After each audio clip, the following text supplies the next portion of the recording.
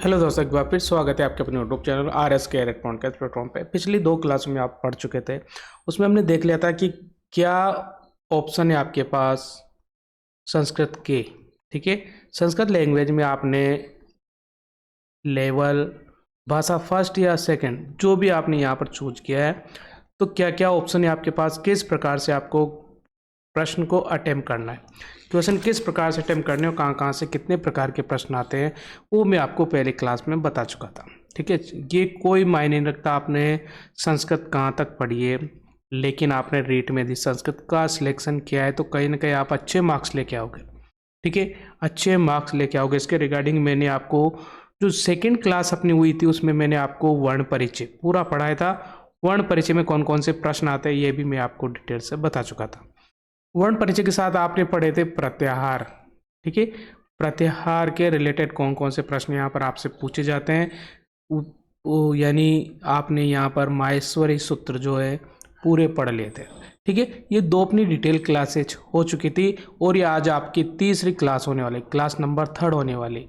ठीक है, और इसमें हम जानने का प्रयास करेंगे उच्चारण स्थान क्या है और उच्चारण स्थान कैसे याद रखने हैं। ठीक है, रटना नहीं है, बिल्कुल आपको इजी ट्रिक से याद रह जाएगा कि उच्चारण स्थान आपको किस प्रकार से याद रखने हैं और एग्जाम में कौन कौन से क्वेश्चंस यहाँ पर पुटअप हो सकते हैं।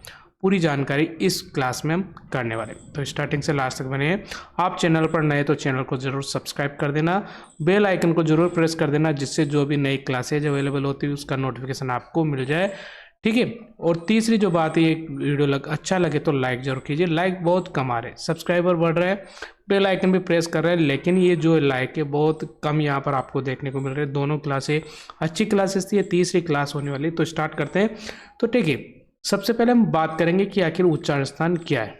ठीक है, उच्चारण स्थान क्या है, तो उच्चारण स्थान में आपको केवल इतना सा याद रखना है। प्रैक्टिकली बात करूँ तो एग्जाम में जो प्रश्न आएंगे वही मैं आपको बताऊंगा, फिर भी आप जान लो कि प्रत्येक वर्ण का जहाँ से उत्पन्न होता है और उसका उच्चारण जिस स्थान से होता है वो उसका स्थान उच्चारण स्थान कहलाता है। ठीक है, सामान्य रूप से कहा जाए, सामान्य तरह से आपसे पूछ लिया जाए सामान्य रूप से, तो सामान्य रूप से यहाँ पर 7 उच्चारण स्थान माने गए। कितने माने गए?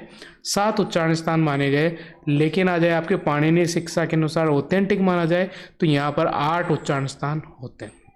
ठीक है, तो 7 और 8 का कंफ्यूजन दूर कर लेना। पाणिनीय शिक्षा के अनुसार 8 ही होते हैं, सामान्य रूप से 7 होते हैं। तो जब भी प्रश्न आता है तो आपको ऑप्शन में या तो 8 मिलेंगे या 7 मिलेंगे। ठीक है, विशेष परिस्थिति में आपको कहा जाए कि पाणिनीय शिक्षा के अनुसार, तभी आपको 8 लगाना है। तीनों का कंफ्यूजन दूर कर लेना। विशेष परिस्थिति में जो भी क्वेश्चन यहाँ पर बनेगा उसमें आपको ऑप्शन या तो 7 मिलेगा या 8 मिलेगा, दोनों में से एक मिल जाएगा। ठीक है, दोनों यहाँ पर आपको ऑप्शन नहीं मिलेंगे, दोनों में से एक ऑप्शन आपको मिलेगा 7। लेकिन पाणिनीय शिक्षा के अनुसार आपको प्रश्न पूछ लिया जाए तो केवल आपको दोनों ऑप्शन मिलेंगे, ऑप्शन में 7 भी मिलेगा और 8 भी मिलेंगे, तो आपको कंफर्म 8 लगाना है। ठीक है, सामान्य स्थिति में केवल 7 मिलेगा, 8 नहीं मिलेगा, क्योंकि वो आप प्रश्न थोड़ा सा फिर विरोधाभास की स्थिति पैदा कर देता है, वो प्रश्न थोड़ा सा डाउट आ जाता है और आपको कहीं ना कहीं यहाँ पर रेट लगाने का मौका मिल जाता है। उस कंडीशन में प्रश्न नहीं पूछा जाएगा, उस कंडीशन में आपको केवल 7 ऑप्शन मिल जाएगा या 8 मिल जाएगा, दोनों ऑप्शन नहीं मिलेंगे। लेकिन पाणिनीय शिक्षा के अनुसार उच्चारण स्थान कितने होते हैं, इस प्रकार का प्रश्न यदि आपके एग्जाम में आता है तो फिर आपको दोनों ऑप्शन मिलेंगे, 7 भी मिलेगा और 8 भी मिलेगा, फिर आपको ऑप्शन लगाना है 8। ठीक है, क्लियर यहाँ तक? अब बात कर लेते हैं उच्चारण स्थान 8 होते हैं। ठीक है, याद रखें। पहला उच्चारण स्थान होता है आपका कंठ। कौन सा होता है? कंठ। तो मैंने पहले भी कहा है कोई मायने नहीं रखता आपने संस्कृत कहाँ तक पढ़ी है, लेकिन रीट में आपने पढ़ लिया। हिंदी से थोड़ा सा डिफरेंट यहाँ पर आपको देखने को मिलेगा, बाकी रटना बिल्कुल नहीं है, आपको बिल्कुल ट्रिक को फॉलो कर लेना, उससे आपको समझ में आ जाएगी किस प्रकार से इन प्रश्नों को हल करते हैं। ठीक है, हिंदी इंग्लिश जो भी आपकी लैंग्वेज है, फिर भी आपको समझ में आ जाएगा कि आगे संस्कृत में हम अच्छे मार्क्स कैसे लाएं। तो देखिए यहाँ पर ऑप्शन आपको पहला है कंठ, और इसका सूत्र है अकुह विसर्जनीयानाम कंठ। ठीक है, अकुह विसर्जनीयानाम कंठ, इसको आपको याद करना ही होगा। ये आपको याद है तो कोई मतलब नहीं है आप इनको रटो, इनको रटने की कोई जरूरत नहीं है। ठीक है, यदि आपको ये सूत्र याद है अकुह विसर्जनीयानाम कंठ, 3 टुकड़ों में अकुह विसर्जनीयानाम कंठ 3 टुकड़ों में याद करें। ठीक है, अ का मतलब हो गया यहाँ पर और ये स्वयं का भी बोध कराता है, साथ में इसका जो दीर्घ वर्ण है उसका भी बोध कराता है, यानी आ, और आ। ठीक है, फिर कु का मतलब क वर्ग, आपने स्पर्श वर्णों में पढ़े थे, स्पर्श वर्णों में कु का मतलब क वर्ग, और क वर्ग में यहाँ पर आपके पांच वर्ण होते हैं, क ख ग घ ng। ठीक है, तो ये क वर्ग, और क वर्ग में भी कौन कौन से वर्ण आते हैं, क ख ग घ ng। ठीक है, तो अ हो गया, कु हो गया, ह, या ह हो गया।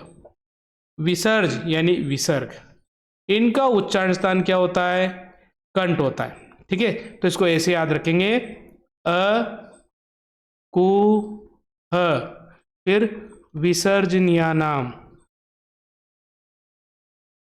ठीक है, और ये कंठ, ये याद रखना है। अ का मतलब हो गया यहाँ पर अ और आ। ठीक है, कु का मतलब क वर्ग, और क वर्ग का मतलब समझ जाना, 5 वर्ण होते हैं, क ख ग घ ng, वो आपको याद रखने। फिर आ गया ह, और फिर आ गया विसर्ज यानी विसर्ग। इनका उच्चारण स्थान क्या होता है, तो इनका उच्चारण स्थान सभी का कंठ होता है, याद रखिए, याद रह जाएगा। चलो ठीक है, आगे बात करेंगे।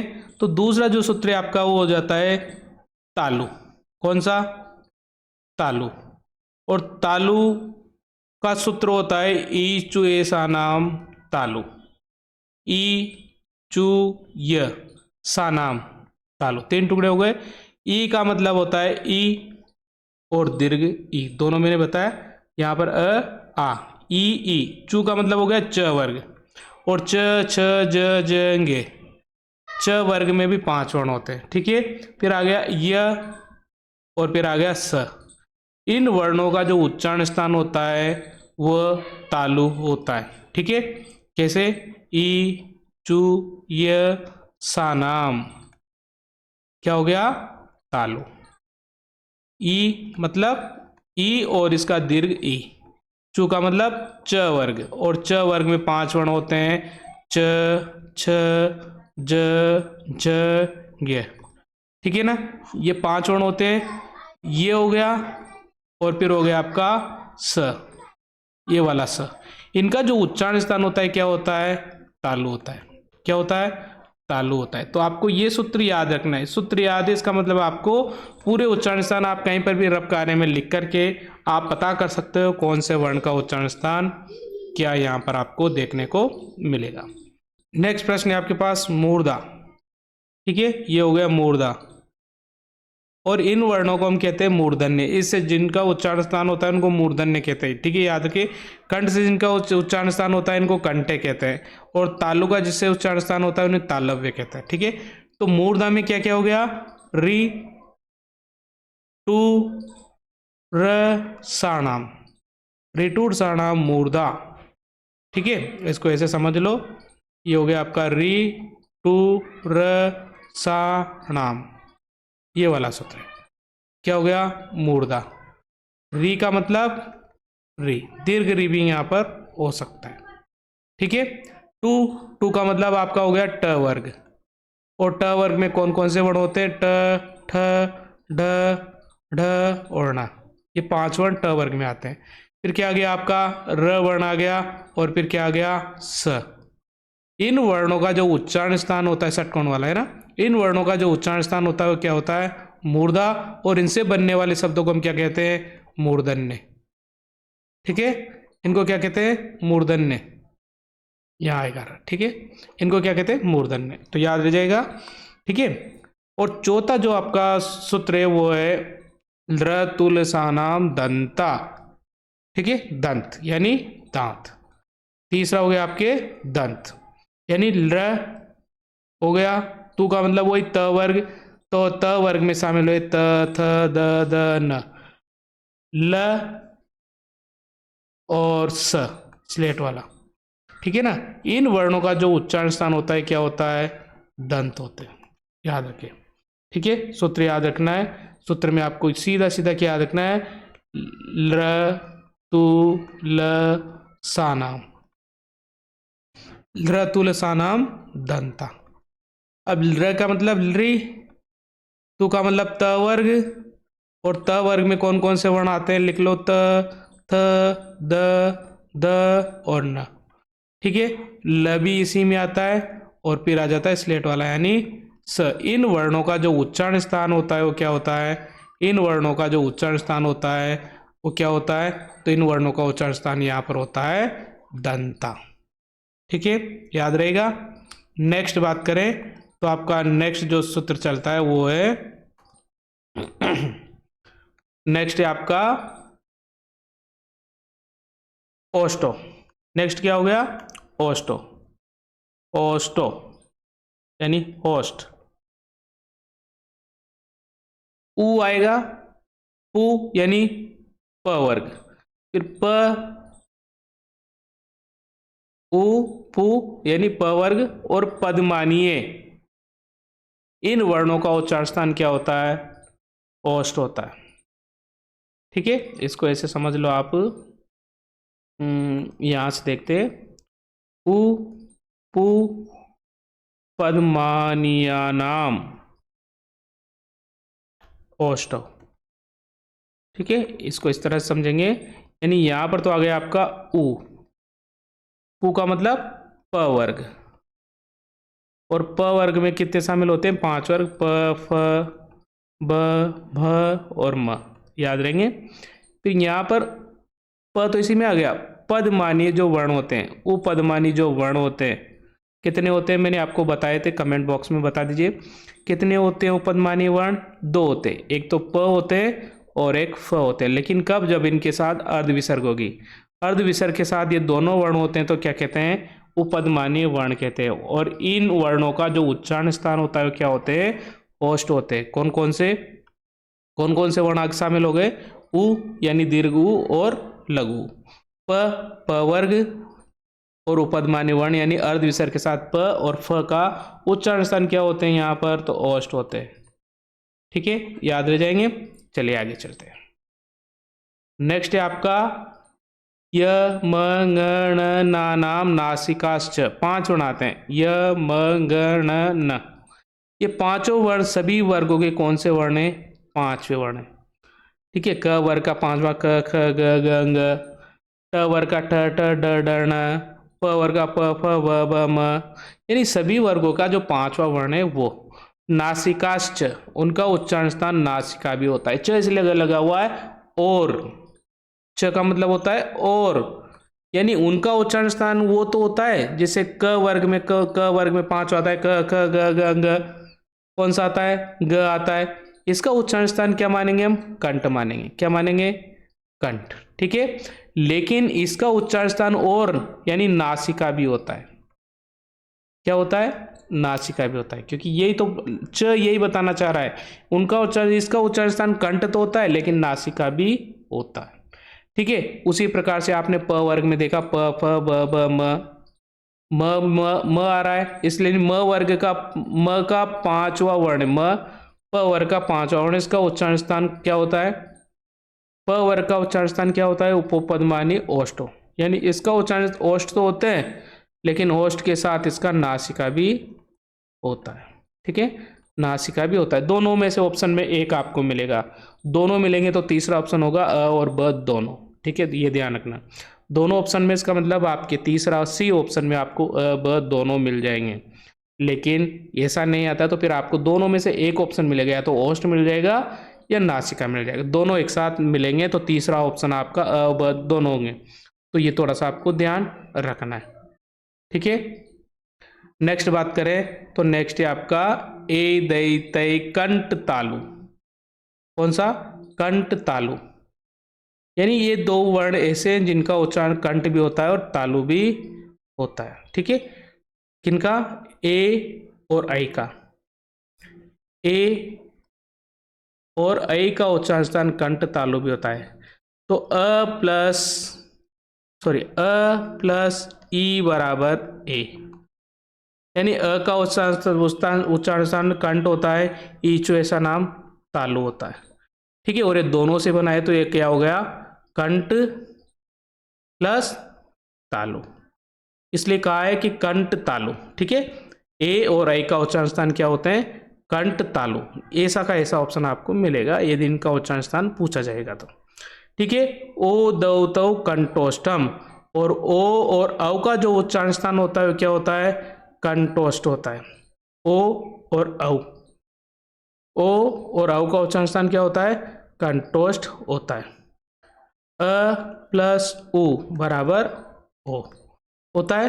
अ का उच्चारण क्या होता है, कंठ होता है, और उ का उच्चारण स्थान क्या होता है, ओष्ठ होता है। ठीक है। और औ का क्या हो गया, दोनों का हो गया, मिला करके लिखेंगे तो कंटोष्ट। ठीक है, ये आपको समझ में आ गया होगा। ठीक है, तो जब इस प्रकार के प्रश्न आएंगे तो वहां पर भी आपको दोनों ऑप्शन एक साथ मिलेंगे। नेक्स्ट प्रश्न है वकारस्य दंतोष, सीधा है दंतोष, यानी वकार का उच्चारण स्थान क्या है, दंतोष्ठ। ठीक है, वकार का दंतोष्ठ, याद रखना वो अकेला वर्ण है, इसका उच्चारण स्थान दंतोष्ठ होता है। ये ज्यादातर एग्जाम में पूछा जाता है, ये ज्यादातर एग्जाम में जैसा का जैसा प्रश्न पूछा जाता है, तो ध्यान रखना। ये आपको दे दिया प्रश्न में, रिक्त स्थान दे दिया और नीचे दे दिया दंतोष्ठ, इस तरह प्रश्न भी यहाँ पर पूछा जाता है।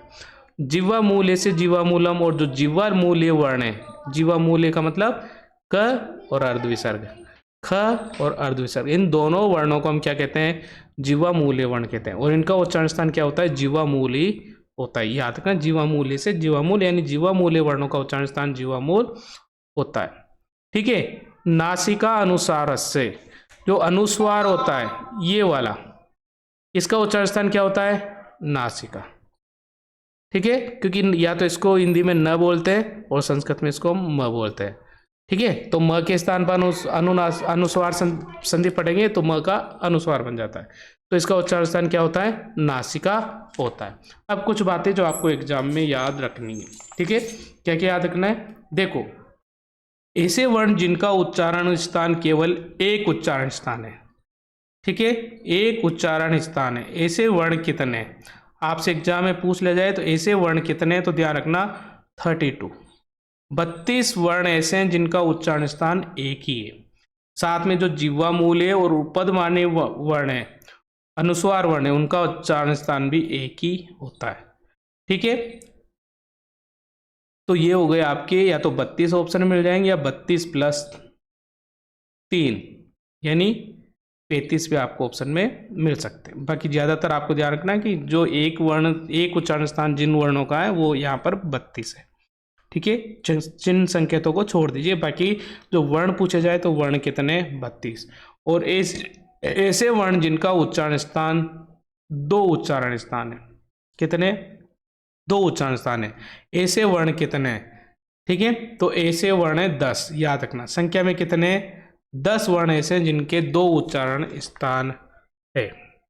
और मैंने आपको बता दी कौन कौन से वर्णों के 2-2 उच्चारण स्थान भी, वो आपको समझ में आ गए होंगे।